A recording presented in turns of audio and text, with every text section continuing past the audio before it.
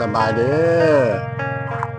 พี่น้องๆเอฟซีภายในหรือต่างประเทศเนาะ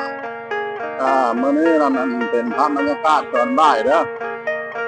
ทางไปโลกนี่แหละที่พาท่านผู้ชมไปเยี่ยมยามเนาะไปเยี่ยมยามผู้ป่าเนาะไปเยี่ยมยามผู้ป่าคนเติมเนาะอยู่ที่วัดบางขุนเพชรเนาะไปเรื่อยมาแล้วแต่คำนวณเรามาเนาะที่ดูเรา10 ปลายโลเนาะประมาณน้อง17-18 โลนั่นแหละ17-18 ลักโดนลักมาไปคือพยายามเพิ่นแต่ก่อนจะเลยไปลิ้นน้ำเพิ่นเยอะเข้าป่าโย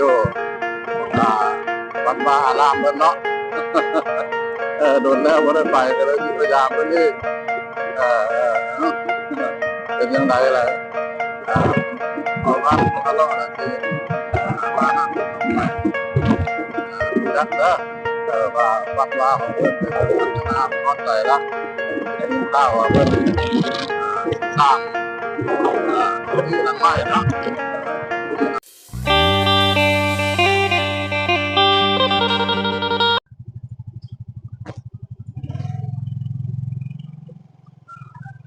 ได้นอนมาถึงแล้วเด้อท่านผู้ชมเด้อ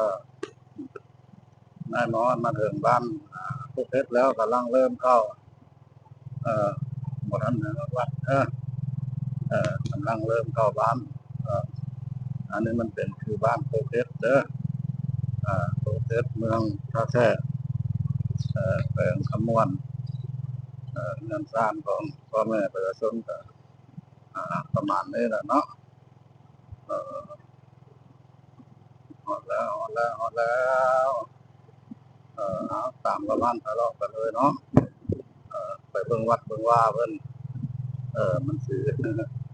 วงเมืองเจริญจำได้เนาะ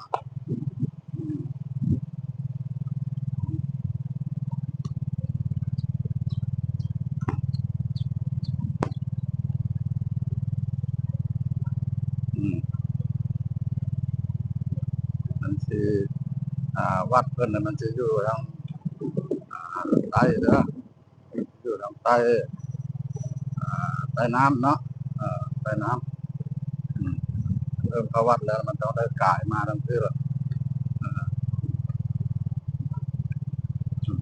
ไปสิได้บ่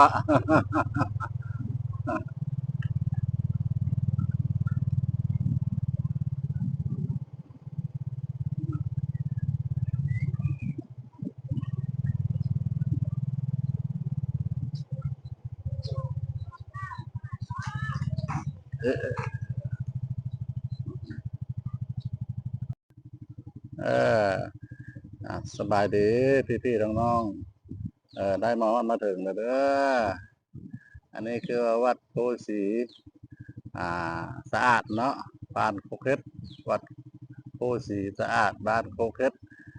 เนาะขึ้นกับเมืองท่าแค่แข่งขมวนอันนี้เราคือพักตูคงคนเด้อตูคงเขาวัดเขาว่าเพื่อนนี่ละด้านในมันก็คือเป็นขึ้นอันนี้แหละเด้อนี่พวกข้าวพวกแอบหลายต้นวัดนี้ละมันเป็นวัดที่ว่าเก่าแก่เลยเด้อสมัยแต่ข่าวพ่อแม่บู่ฮานพวกละเนาะมันสร้างวัดมาขึ้นมานะอันนี้ก็คือว่าเป็นอารามเพิ่นเนาะอยู่ข้างอารามนี่เรามีน้ำสร้างเนาะเพิ่นก็ใส่น้ำสร้างเพิ่นยังบ่ได้มีน้ำประปาเด้อเพิ่นได้ใส่น้ำสร้างอันว่าอันประเทศเพื่อนบ้านเพิ่นก็น้ำบ่อเนาะน้ำบ่อนี่ล่ะคือจังซี่ล่ะก็บ่ค่อยสะอาดปานใดเนาะท่านผู้ชมเนาะมีแต่ใบอันนี้ละใบเผาใบหยังเนี่ยมันล่นลงเนาะมันก็บ่มีผู้รักษาความสะอาดเนาะอันนี้ล่ะเด้อในใดเพิ่นเอาต่อไปพุ่นล่ะกุฏิเพิ่นพุ่นล่ะเพิ่นได้ใส่น้ น้ำสร้างเนาะต้นตาลอันนั้นคืออ่าโบสถ์เนาะโบสถ์เพิ่นคือว่าสิมมาแล้วเนาะเออเอาตามพระบ้านพระเลาะไปเลยอันนี้เราคือว่าอารามเพิ่นเด้ออารามใหญ่เป็นเวียกเป็นงานบุญศีลกินทานเพิ่นจะได้มาแต่งเครื่องหั่นเครื่องนี่เนาะเครื่องกองบุญผู้เฒ่าผู้แก่เพิ่นได้มาเฮ็ดอยู่ที่นี่แล้วเนาะมันเป็นอารามอันนั้นเราเป็นหออยู่ทางพุ่นเราเป็นหอของเด้ออันนี้นะวัดบางกอกเฮ็ดเมืองตะแคแข่งคำม่วน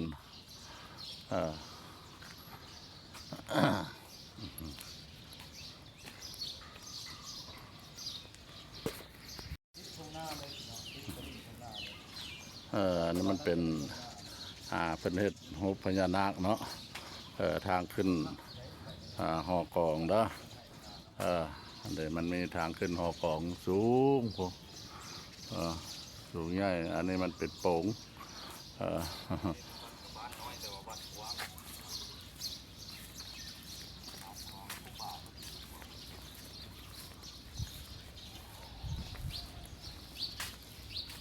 อันนี้แหละทางหลังเนาะทางหลังหอกองขึ้นเนาะ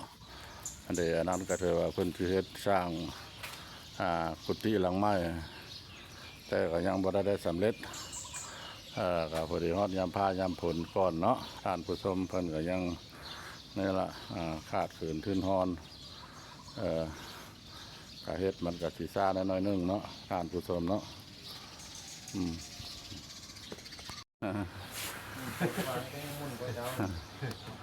สบายดีครูบาสบายดีมาหลายเทื่อแล้วบ่ได้ถ่ายทำถ่ายหูเพิ่นให้เห็นเนาะมีแต่ว่าครูบาบุญเติมจักเป็นคนหน้าตาจังใดเนาะน้อยใหญ่ทำใดจะว่ามื้อนี้เราจังได้มายามเพิ่นอีกเนาะนั่นนี่ละกุฏิอารามบนเพิ่นอยู่ก็เลยเก่าแก่หลายแล้วท่านผู้ชมฝนตกมาก็หัวย้ายพุ่นย้ายพี่เพิ่นก็ได้บ่อนใดบ่หัวล่ะครับทางในมันหัวเพิ่นก็ออกมาอยู่นอนอยู่นอกนั่นเด้คือจังซี่ล่ะเด้อนะมันหัวเพราะว่าเฮ็ดสมัยตะกี้แล้วมันมุงด้วยสังกะสีเนาะมันก็หลายหลายปีไปแล้วมันก็มีบ่อนหัวแล้วเพิ่นก็ยับย้ายไปอยู่นั่นแล้วบ่อนใดบ่หัวเพิ่นก็ไปอยู่ เห็นใจเพิ่นอยู่